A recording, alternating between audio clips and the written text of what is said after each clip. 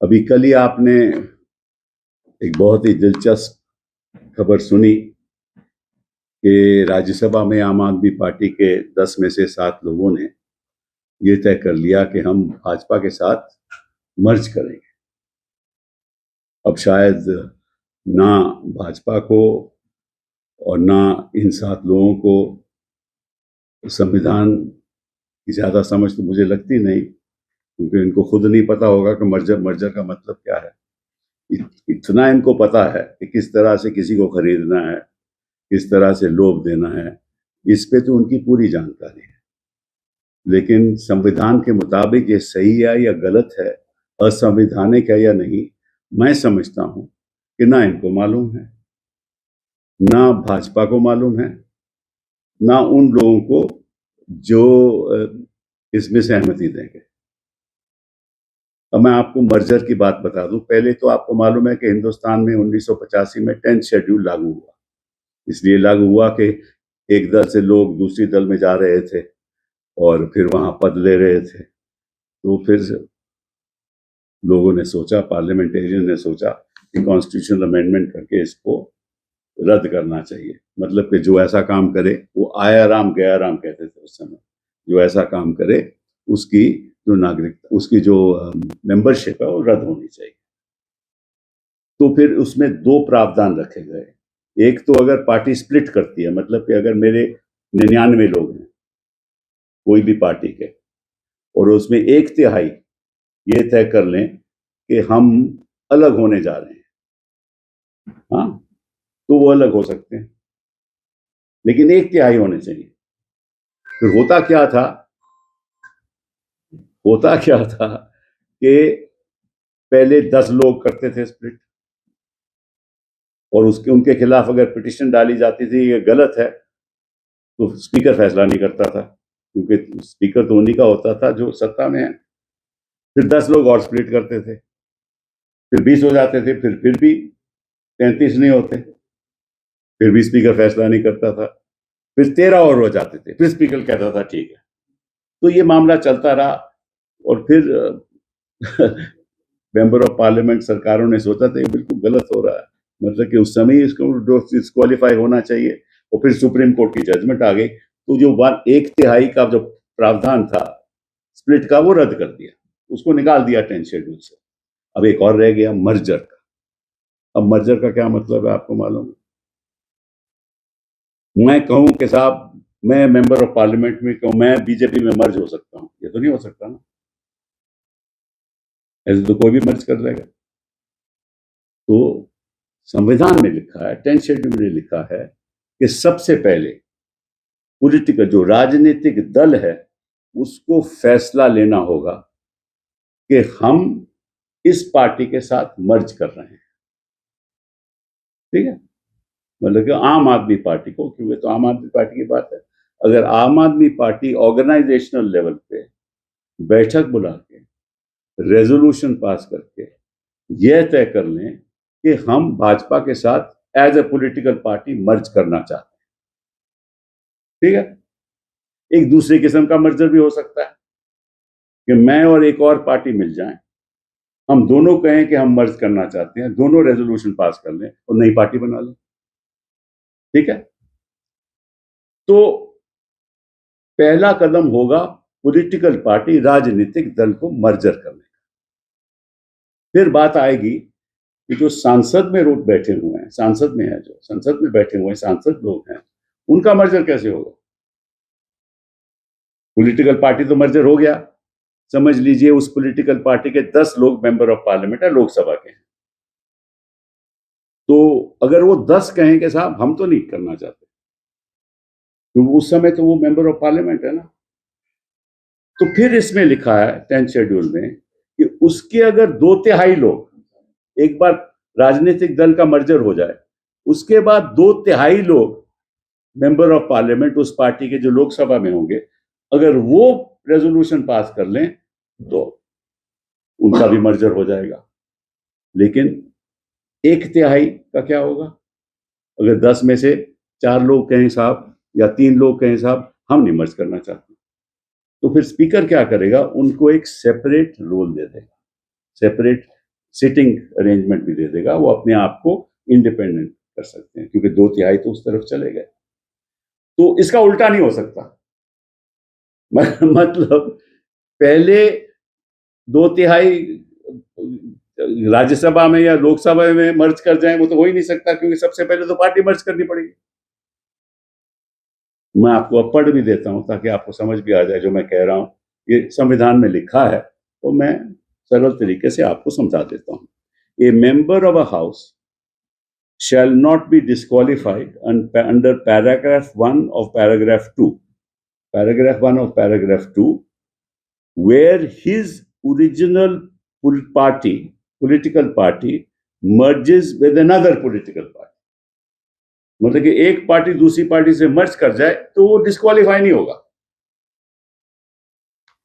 So a member of a house shall not be disqualified under paragraph 1 of subparagraph 1 of paragraph 2, where his original political party merges with another political party, and he claims that he and any other members of his original political party have become members of such other political party, or as the case may be, of a new political party formed by such merger. मैंने समझा दिया।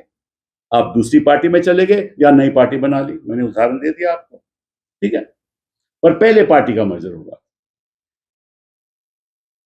have not accepted the merger and opted to function as a separate group, उस political party में भी अगर majority कहे कि हम मर्ज करते हैं तो मर्ज कर लें, माइनॉरिटी के हम मर्ज नहीं करेंगे तो वो भी सेपरेट ग्रुप होगा, वो अपना नई पार्टी बना सकते हैं, ठीक है ना। और उस नई पार्टी में जो मेंबर ऑफ पार्लियामेंट है वो कह सकते हैं हम नई पार्टी के साथ जाएंगे, हम पहले मर्जर से नहीं मानेंगे।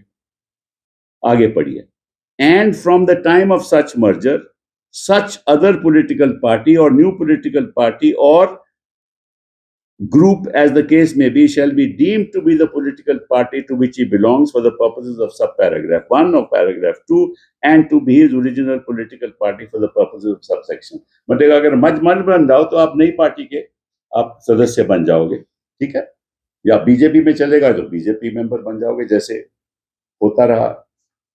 फिर for the purposes of subparagraph 1 of this paragraph, the merger of the original political party of a member of the house shall be deemed to have taken place if and only if not less than 2/3 of the members of the legislative party concerned have agreed to such merger. तो फिर आएगी बात, एक बार party merge कर गई, फिर आएगी बात कि भाई मैं तो मेंबर ऑफ पार्लियामेंट हूं, मैं तो आम आदमी का मेंबर था, पार्टी तो मर्ज कर गई बीजेपी में, तो मेरा क्या होगा। तो अगर 2/3 असेंबली मेंबर ऑफ पार्लियामेंट कहें कि ठीक है हम बीजेपी के साथ जाएंगे तो हो जाएंगे, लेकिन 1/3 कहेंगे हम नहीं जाएंगे, तो सेपरेट ग्रुप हो जाएगा। तो पार्टी का भी सेपरेट ग्रुप हो सकता है, मेंबर का भी सेपरेट ग्रुप। अब यहां क्या हुआ है कि राज्यसभा में 7 मेंबर आपके 2/3 मर्ज कर जाते हैं बीजेपी, तो सबसे पहले मर्ज कर ही नहीं सकते, ये 10 शेड्यूल के खिलाफ है। अब इस सरकार के पास बड़े बड़े अच्छे अच्छे वकील हैं जो बहस भी करते हैं सुप्रीम कोर्ट में, उनसे भी पूछा होगा इन्होंने। अब इसमें कानून का कोई लेन देन नहीं है, इसमें राजनीति का लेन देन। भाजपा की सारी राजनीति आज उस मुकाम पे है जहां हर असंवैधानिक काम हिंदुस्तान के इतिहास में जो कभी नहीं हुआ 2014 के बाद हुआ। चुनी हुई सरकारें गिरा दो, ऐसी इसी तरीके से महाराष्ट्र में क्या हुआ, यही हुआ। पार्टी कौन सी मर्ज की, शिवसेना की नहीं मर्ज की ना, फिर भी शिंदे साहब मंत्री बन गए, मान्यता दे दी उनको, क्यों मेहनत होगी। प्रॉब्लम हमारे देश में क्या है बता, राजनीतिक दल असंवैधानिक काम करते हैं, चेयरमैन जो स्पीकर होते हैं असेंबली के असंवैधानिक काम करते हैं, क्योंकि वो तो राजनीतिक दल के नुमाइंदे होते हैं, जो राजनीतिक दल कहेगा वही करेंगे, वो संवैधानिक काम करते हैं। कोर्ट फैसले नहीं करते, सालों साल फैसले नहीं होते, और फिर हमें आरोप लगता है कि हम बयान क्यों दे रहे हैं। हम सही बात करें तो आप लोग उसको चलाते नहीं हो, और जो गलत बात करते हैं आप 24 घंटे चलाते हो। यह मीडिया की राजनीति है। तो मीडिया में राजनीति और असंवैधानिक काम करके अपना सत्ता को मजबूत करना, लोगों को तोड़ देना, मजबूर करना, ईडी। अब इनके पीछे आपको मालूम है, मैं ज्यादा कुछ कहना नहीं चाहता, आपको मालूम है किन लोगों के पास ईडी पहुंच गई थी। सुना है थप्पड़ भी मारे थे, सुना है, मुझे पता नहीं मालूम। ठीक है। अब जब बिजनेसमैन मेंबर बन जाएगा तो उसको तो अपना धंधा चलाना है ना भैया। धंधा चलाएगा तो ईडी पहुंचेगी, ईडी पहुंचेगी तो दल बदलेगा। ये क्योंकि इक्वेशन है ना, ये इक्वेशन है, ये पॉलिटिकल इक्वेशन है। धंधा करके पार्लियामेंट में आओ, पार्लियामेंट के बाद धंधे करो, धंधा बढ़ाओ, धंधा बढ़ाओगे तो ईडी पहुंचेगी या सीबीआई पहुंच जाएगी, उसके बाद आप दल बदल दो और धंधा करो। यही हुआ ना राजनीतिक षड्यंत्र। मैं तो कहता हूं कि भाजपा को, इनके लोगों को, मतलब कि एक इनका म्यूजियम बनना चाहिए। हिंदुस्तान के इतिहास का 2014 का जैसे प्राइम मिनिस्टर का बना म्यूजियम, इनको म्यूजियम चलना चाहिए कि कितने धांधलेबाजी इन्होंने की है अपने कार्यकाल में। मुझे हिंदुस्तान के इतिहास में ऐसा नहीं हुआ। और फिर ये जाके भाषण देते हैं, कभी विमेन रेजोल्यूशन बिल की बात करेंगे, वो भी असंवैधानिक। वहां जाके दीदी ओ दीदी ऐसी बातें करेंगे, वोट चोरी होगी, सीईसी को अपने पॉकेट में रख के जो उससे करवाना करवाएंगे। 27 लाख वोट लोग जो नागरिक हैं वो वोट नहीं दे सकते, उसका कुछ नहीं होने वाला। डिस्क्वालिफिकेशन पिटीशन तय ही नहीं हो गया। मैं आपको शर्त से बोल देता हूं कि चेयरमैन साहब इसको एक्सेप्ट करेंगे। हम पहले तो हम तो खैर, मैं तो इंडिपेंडेंट मेंबर ऑफ पार्लियामेंट हूं, अपने आपके लोग इस पे डिस्क्वालिफिकेशन पिटीशन फाइल करेंगे। वो डिस्क्वालिफिकेशन की सुनवाई नहीं होगी, वो कहेंगे जी हमें जवाब देना है, उस पर महीने लग जाएंगे। इस बार अगर कोर्ट में जाएंगे बोले तो चेयरमैन साहब के साथ पेंडिंग है, हम क्या कर सकते हैं। पहले चेयरमैन साहब के वो कार्रवाई खत्म हो, फिर हम चेयरमैन साहब को कैसे मैंडेमस दे सकते हैं, ये तो असंवैधानिक है। तो उस पर बहस होगी, महीनों बाद बहस होगी। अगर डेट लगेगी तो, अगर डेट लगेगी तो ठीक है। अच्छा, बहस होगी तो फिर कहेंगे कि आप ऐसा है, मैंडेमस तो हम दे नहीं सकते, लेकिन हम आग्रह करेंगे चेयरमैन साहब से, यार फैसला जल्दी कर दो। तो चेयरमैन साहब थोड़ा बहुत और नहीं करेंगे तो क्या हो सकता है। ठीक है। अगर फैसला कर भी दे तो उनके पक्ष में करेंगे, तो ये तो नहीं कह सकते कि मैंने गलत किया था, उन्हीं के पक्ष में करेंगे। फिर उनके पक्ष में हम पिटीशन फाइल करेंगे 226, पहले सुप्रीम कोर्ट में करेंगे, कहेगा पहले 226 में जाओ हाई कोर्ट में। हाई कोर्ट में जाएंगे तो वो कहेंगे कि हमें 6 हफ्ते का जवाब चाहिए, 6 हफ्ते का जवाब चाहिए। उसके बाद कहेंगे कि यार ये बड़ा इंपॉर्टेंट मामला है, हम इसको जरूर सुनेंगे। वो सुनवाई कभी होगी नहीं, वो महीनों भर सुनवाई नहीं होगी। अगर हो भी गई तो वो भी खिलाफ होगी। उसके बाद सुप्रीम कोर्ट जाएंगे, तब तक 4 साल बीत जाएंगे। ठीक है। और 4 साल के बाद वो कहेंगे कि हम आज को बड़ी जल्दी सुनेंगे, और फिर 5 साल बीत जाएंगे, कहानी खत्म हो जाएगी। या इस बीच पंजाब में लोगों को तोड़ लेंगे, ये भी हो सकता है। पंजाब में लोगों को तोड़ लेंगे, तोड़ के वहां भी सरकार गिरा देंगे। उसके बाद इन्हीं लोगों की दोबारा इलेक्शन करा देंगे, ये चुन के वापस आ जाएंगे, फिर कहेंगे साहब इसको डिस्क्वालिफिकेशन का मतलब ही क्या है। ठीक है। मैंने आपको जो होने वाला है, मैं कोई ज्योतिषी तो हूं नहीं, लेकिन भविष्यवाणी आपको दे रहा हूं, यही होगा। इसका कुछ नहीं होने वाला, क्योंकि इतनी गिरावट आ चुकी है हमारी राजनीति में कि इसका सुधार नहीं है। सुधार तो यही हो सकता है कि आप लोग सही काम करो। जो स्टोरी चलानी चाहिए वो चलाओ। देखिए, हम सब का कर्तव्य है कि देश को बचाना, देश को बचाना। आप लोगों के भी बच्चे हैं, भविष्य है। ऐसा चलता रहा तो हिंदुस्तान का भविष्य खराब होगा तो आप लोगों का भी होगा। अगर ऐसा ही चलता रहेगा तो क्या होगा इस देश का? तो मैं तो आग्रह करूंगा,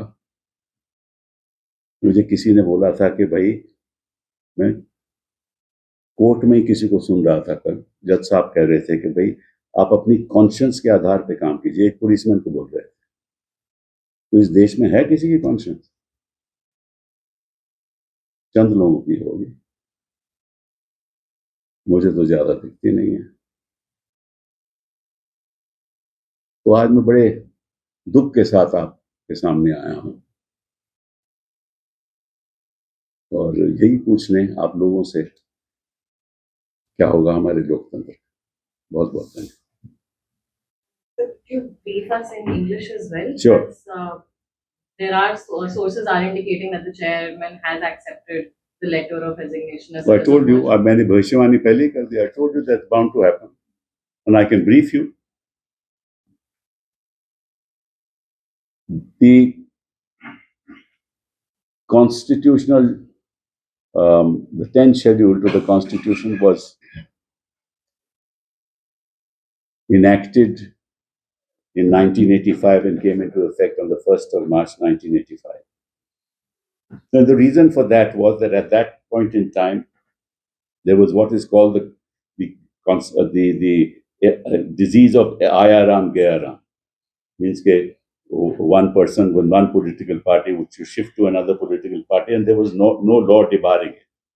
So they decided, let's have a 10th schedule, let's amend the constitution, bring about a law so that people can be disqualified if they do such a thing. That law was brought, and a political party could file a petition against a member of their own party if he violates that law. And what is the violation?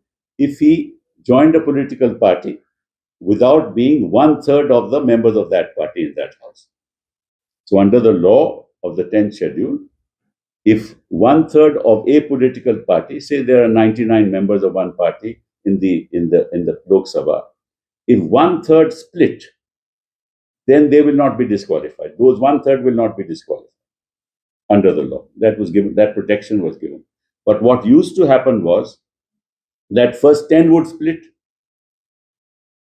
Then when a petition was filed, the speaker would not take a decision. Then another 10 would split. Then also he won't take a decision. Then another 13 would split. Then he will say it is fine. So this way the law was being misused, as it has been done, on several occasions in the past. So then Parliament decided, let's get rid of this concept of split.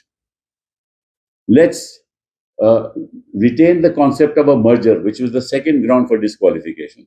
Namely, that if I merged with a party, if a member said, I want to join the BJP, that can't be a merger. Merger will only happen under the 10th schedule if 2/3 of the members of that political party, in a resolution of the organization of that party, decides to merge with another political party, right? Then, supposing Aam Aadmi Party said we merge, in a resolution said we want to merge with BJP, and 2/3 of the organization, at the organizational level, they pass a resolution, then the merger will take place, right? But if 2/3 don't, then the merger will not take place. They can also do another thing, that two parties can pass resolutions for merger with each other and form a new political party. So if that happens, there can be no disqualification. Now, what happens if 2/3 agree and 1/3 does not agree in the organization itself? That 1/3 is entitled to set up a new political party, no problem. So 2/3 will merge, whoever wants to merge, and 1/3 will set up their own political party. But what happens to the members of the House in the Lok Sabha or the Rajya Sabha or in the Assembly? Now, For that, 2/3 of the members of the House, once the merger of the political party has taken place, are entitled also to merge, but not less than 2/3. So if 2/3 pass, if 2/3 agree and go to the speaker and go to on the assembly or speaker of the Lok Sabha or chairman, that look, we 2/3 of this house have decided to join the party which has merged with another, my own party which has merged with another party. In other words, we are from AAP. AAP has merged with BJP, so we should also merge with BJP. No, then they cannot be disqualified. There'll be 1/3 that are left. Right? They can't be. If they don't want to merge, they need not merge. They will be given a separate status in the House as independents or whatever. Or they might join the other party. Right? Because they are not 2/3, all 100% will be there, they can join. So that's the lay of the land. This is reflected, in other words, no member of the assembly or of parliament can, without a merger of the political party to which he belongs, is entitled to merge with a political party. Not entitled, as a matter of law. Now I'll just read the provision to you so that you understand what it is. It says, a member of a house shall not be disqualified under subparagraph 1 of paragraph 2, where his original political party merges with another political party, and he claims that he and any other members of his original political party have become members of such other political party as the case may be, of a new political party or a new political party by such merger, or have not accepted the merger and opted to function as a separate group, जो मैंने आपको समझा दिया. And from the time of such merger, such other political party or new political party or group as the case may be, shall be deemed to be the political party to which he belongs for the purposes of subparagraph 1 of paragraph 2. उन 1/3 लोगों का 1/3 people will not be subject to any disqualification because they don't agree to the merger. So if there are 10 members in Rajya Sabha, there are 3 still remaining. Right? They have not agreed to the merger. And Aam Aadmi Party has not merged. So they will say that we are the political party. We are still members of AAP. Right? And those other 2/3 have become members of BJP. Now, there is no merger of the original political parties. So how can they become members of BJP? That is a precondition under the law. So for the purposes of subparagraph 1 of this paragraph, the merger of the original political party of a member of the House shall be deemed to have taken place if and only if not less than 2/3 of the members of the legislative party concerned have agreed to such merger. So this comes after the political merger of the political party. So the fact of the matter is that despite the law which is clear, and I'm sure that members of the BJP at the highest level would have consulted, but no consultation is really necessary because this is a political move. It has nothing to do with law, it's nothing to do with the constitution, because the track record of the BJP has been a track record of unconstitutional means to topple constitutional governments. That's the track record of the BJP. So they're not going to bother. So, and then if the AAP members file a petition, chairman will accept it forthwith because they act, because in India, chairman or speaker continue to be members of the House, unlike in other parts of the country. Have you ever heard a member of the Republican Party going to the Democratic Party? Have you heard? Have you ever heard member of the Labour going to Conservative? Have you heard? Why is it happening in India? Somebody should think about it. Why is it being allowed in India? It's a very sad state of affairs, no? Then you can, for the purposes of a loaf of power, or for other reasons, you switch. Now, of course, there is a far more insidious thing that is happening. Some of these people are businessmen. They have come here for reasons that are obvious, right? Now they are going for reasons that are obvious. Well, what will happen to them? Some of them, I believe one of them was slapped around also. ED reached, right? Two of the others also, ED was keen to do justice to them. As you know, ED always does justice to the opponents in this country, right? So ED reached, and then they say, okay, now we have to continue with our business. So they will join the other political party. They have no choice in the matter. This is happening around all over the place. Because there is no level playing field in this country anymore. And even if you file a petition and the chairman will accept, what will you do? You will ask the chairman to decide the matter quickly. He won't decide it. He will give time to the others. Then some of them will say, we want to lead evidence. Then that will go on. Then he will not decide the matter. You go to court, you go to the Supreme Court, they'll say, no, you go to High Court. You go to High Court, they'll say, okay, we'll issue notice. Notice will be issued. The other side will say, we'll take 6 weeks' time. In the meantime, a year would have passed. And then, of course, they'll say, we can't issue a mandamus. How is it? He's a constitutional head. He's the chairman of the House. How can we issue a mandamus to him? That whole debate will start. And nothing will happen. In the meantime, no decision will be taken. At some stage, Supreme Court will say, at least decide the matter. Then at that stage, he will say, okay, I will decide the matter. That will take another 6 months. Then that decision, of course, will be in favor of the party to which the chairman belongs or the speaker belongs. Then if that is in favor, then again, the challenge will be made in 32. They will say, no, go to the High Court. Then it will go to the High Court. Then the High Court will leave time. In the meantime, 2.5 years will pass. By the time it is heard, 4 years will pass. In the meantime, they will topple the government in Punjab if they can. And then there will be a fresh election. And then everything will be over.